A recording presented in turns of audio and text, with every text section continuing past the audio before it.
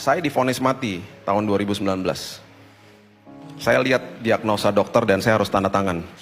Karena pengobatan yang akan diberikan itu sangat mengerikan dan dokter sudah prediksi setelah 1 minggu pengobatan saya akan masuk ICU, saya meninggal. Jadi karena dia sudah bacakan, dia minta saya sama istri saya tanda tangan. Supaya kalau saya mati, istri saya nggak akan tuntut rumah sakit. Karena setelah diobati akan fatal udah.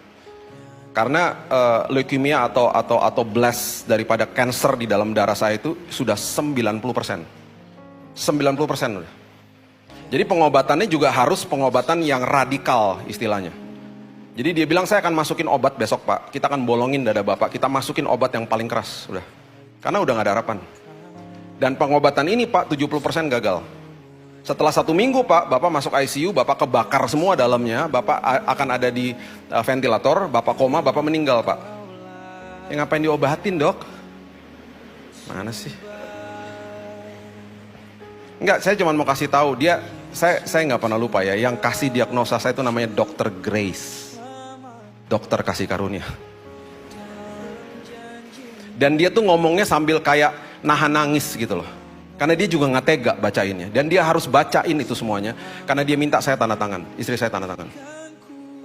Saya dengan mudahnya bisa melihat semua yang ada di depan saya, dengan mudahnya saya bisa komplain sama Tuhan, dengan bisa mudahnya saya menyerah. Tapi saya bilang hari itu sama istri saya, sayang ingat gak tadi pagi kita baca apa? Amsal 4 ayat 20-23. Firman Tuhan katakan begini, arahkan telingamu kepada ucapanku, simpan di dalam lubuk hatimu, karena itu sumber daripada kesembuhan dan kehidupan. Itu baru paginya saya baca, siangnya dapat diagnosa.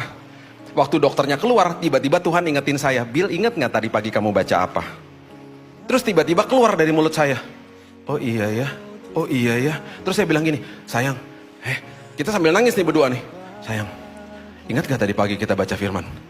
Kan Tuhan suruh arahkan telinga kita kepada ucapannya dia. Tadi ucapannya dokter tuh kan kenyataan hidup, tapi yang Tuhan katakan kan kebenaran. Berarti kenyataan harus tunduk ya sama kebenaran. Itu saya mulai keluarkan itu setiap hari.